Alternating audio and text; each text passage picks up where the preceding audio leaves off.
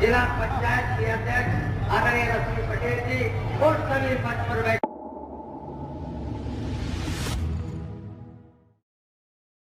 बरेली मुख्यमंत्री योगी आदित्यनाथ ने शुक्रवार को फरीदपुर के रामलीला मैदान पर जनसभा को संबोधित किया। उन्होंने सपा बसपा और कांग्रेस पर जमकर निशाना साधा। राम मंदिर का जिक्र करते हुए योगी ने कहा कि जो कभी नहीं हुआ वो अब हुआ है। रामलला का भव्य मंदिर बन गया है। अयोध्या में रामलला का भव्य मंदिर सपा बसपा और कांग्रेस के लोग बना पाते क्या? ये लोग बोलते थे कि राम थे ही नहीं, जब राम मंदिर बन गया तो बोलते हैं राम सबके हैं। इन लोगों का दोहरा चरित्र है। चुनाव जब आएगा तब आपके पास आएंगे, चुनाव के बाद पहचानेंगे भी नहीं।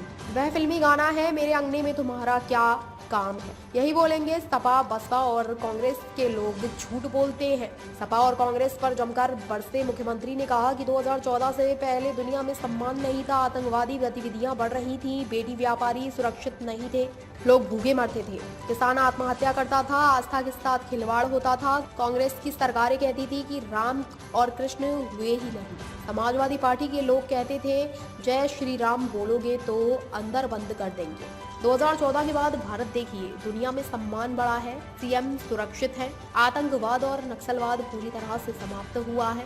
अब कहीं पटाखा भी फूटा है तो पाकिस्तान सबसे पहले सफाई देता है कि इसमें मेरा हाथ नहीं है। यह नया भारत है, नया भारत छेड़ता नहीं है, लेकिन कोई छेड़ता है तो छोड़ता भी है।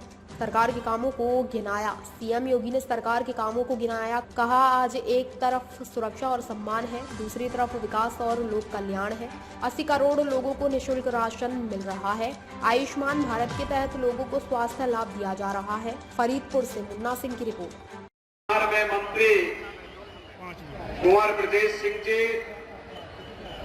इस क्लस्टर के प्रभारी पूर्व मंत्री श्री सुरेश राणा जी, विधान परिषद सदस्य और क्षेत्र के क्षेत्रीय प्रभारी श्री संतोष सिंह जी, मंच पर उपस्थित भारतीय जनता पार्टी के हमारे सभी पदाधिकारीगण और भारी संख्या में आंवला विधानसभा क्षेत्र से जुड़े हुए, आंवला संसदीय क्षेत्र से जुड़े हुए फरीदपुर विधानसभा के और संसदीय क्षेत्र से जुड़े हुए सभी मेरे उपस्थित बहनों और भाइयों, इस पावन धरा को, जो पौराणिक भूमि है, इस पौराणिक भूमि को, ऐतिहासिक भूमि को कोटि कोटि नमन करते हुए मैं आप सबका हृदय से अभिनंदन करता हूं।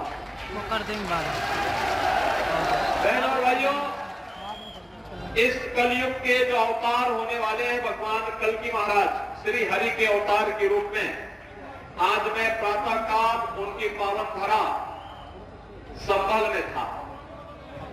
संभल से बदायूं गया और मुझे पता लगा जब मैं संभल में पहुंचा था तभी फरीदपुर में ये भीड़ यहां आ चुकी थी और पिछले 2 घंटे से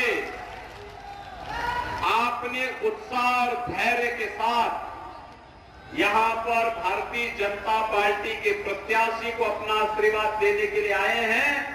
सचमुच यह हम सबको अद्भुत करता है। मैं इसके लिए आप सबका हृदय से अभिनंदन करता हूं, मैं आपका स्वागत करता हूं। बहनों और भाइयों, चुनाव के तीसरे चरण में आपको मतदान करना है। 7 मई को आप भी लोकतंत्र के महापर्व में भागीदार बनने जा रहे हैं और भारतवासियों के लिए लोकतंत्र का पर्व गौरव का क्षण होता है, क्योंकि यह पर्व ऐसा पर्व है जो हमें अपनी सरकार को, अपनी पसंद की सरकार को चुनने का अधिकार देता है। अगर सरकार गलत काम करती है, उसको सत्ता में हटाने की ताकत जनता जनार्दन के पास है और कोई अच्छा काम करता है, उसे सत्ता के सिंहासन सौंपने का काम भी हमारी जनता जनार्दन करती है। और इसलिए इसमें भागीदार बनना अपने लोकतंत्र को मजबूत करने जैसा है। और बहनों और भाइयों, इस लोकतंत्र के महापर्व में आपसे अपील करने के लिए मैं आया हूं आपके बीच में।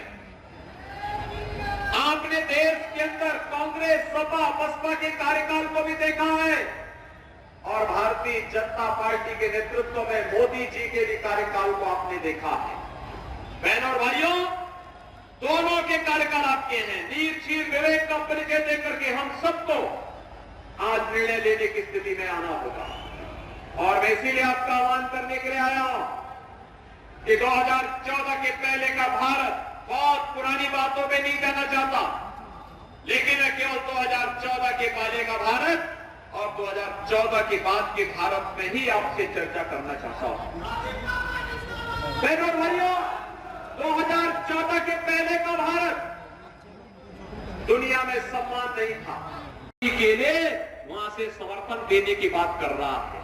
क्या आप ऐसे लोगों को समर्थन देंगे क्या? बहनों और भाइयों, इंडी गठबंधन को वोट देने का मतलब हमने पाप के द्वार खोल दिए हैं, और ये जन्म पाप करने के लिए नहीं है, पुण्य करने के लिए है, और हमें पुण्य के मार्ग पर आगे बढ़ना है। और इसीलिए तो पूरे देश के अंदर एक ही आवाज है। आवाज क्या है कि जो राम को लाए हैं हम उनको लाएंगे।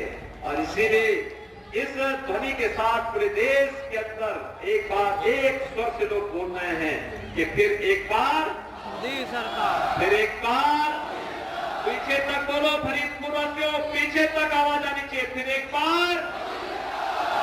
बार मोदी सरकार की। और मोदी सरकार के लिए यहां से धर्मेंद्र कश्यप को भारी बहुमत से विजयी बना के भेजना है ना। और बहनों भाइयों, मैं इसीलिए आया हूं, मोदी जी का संदेशा और मेरा संदेशा भी घर घर पहुंचाइएगा और बोलिए सुरक्षा भी और विकास की जिम्मेदारी भी हमारी। ये बड़े बड़े माफिया और गुंडे हैं ना, इनको भी राम नाम सत्य है कि यात्रा में जिम्मेदारी भी हमारी। आपकी जिम्मेदारी है देश के विकास का सारथी बनकर के मोदी जी के नेतृत्व में भारत को विकास की नई बुलंदियों तक पहुंचाना। और हमारी भी आर्थिक इच्छा यही है, आत्मनिर्भर भारत बने। आत्मनिर्भर का मतलब हर माता, हर बहन, हर नौजवान, हर किसान, हर श्रमिक आत्मनिर्भर होगा। विकसित भारत का मतलब हर माता, हर बहन, हर नौजवान, हर व्यापारी, हर अन्नदाता किसान, हर श्रमिक और समाज का हर व्यक्ति विकसित होगा। क्या विकास कौन नहीं चाहता? हर एक का विकास होना चाहिए। और उस विकसित भारत की इस यात्रा को आगे बढ़ाने के लिए मोदी जी आवश्यक है, और मोदी जी के लिए धर्मेंद्र कश्यप आंवला से आवश्यक है। और इसीलिए आए हैं 7 मई को चुनाव। बहनों और भाइयों, केवल 3 दिन का समय आपके पास है, 4, 5 और 6। 5 तारीख की सायंकाल चुनाव प्रचार बंद हो जाना है, और 6 तारीख को आप केवल घर घर जा पाएंगे। 7 तारीख को सुबह 7 बजे से मतदान होना है।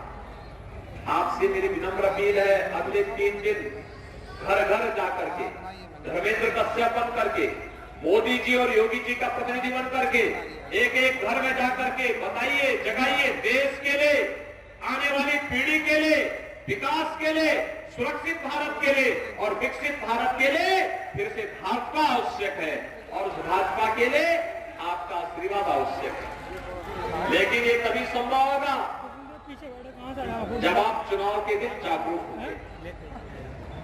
आप चाहते हैं ना मोदी जी प्रधानमंत्री बने? सभी लोग चाहते हैं, सभी लोग चाहते हैं। तो मोदी जी के प्रधानमंत्री बनने के लिए धर्मेंद्र कश्यप भी आवश्यक है, और धर्मेंद्र कश्यप के लिए आवश्यक होगा कि चुनाव के दिन सुबह 10 बजते बजते आधे वोट पड़ जाने चाहिए। सहमत हैं? सभी लोग सहमत हैं? धर्मेंद्र कश्यप को भारी बहुमत से विजयी बना के भेजेंगे। पूरा फरीदपुर, पूरा आंवला, जहां तक मेरी आवाज जा रही है सभी लोग बोलेंगे।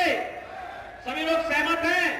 तो फिर मेरे साथ बोलेंगे भारत माता की, भारत माता की, भारत माता की जय श्री राम, जय जय श्री राम।